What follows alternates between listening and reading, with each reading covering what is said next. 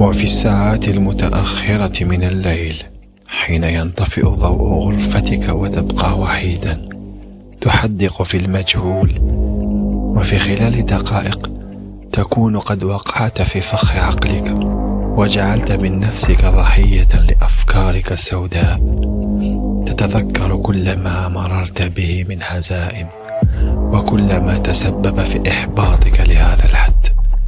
وتظل تفكر وحدك لساعات وساعات، وأخيرا تدرك الحقيقة المطلقة في هذا الأمر،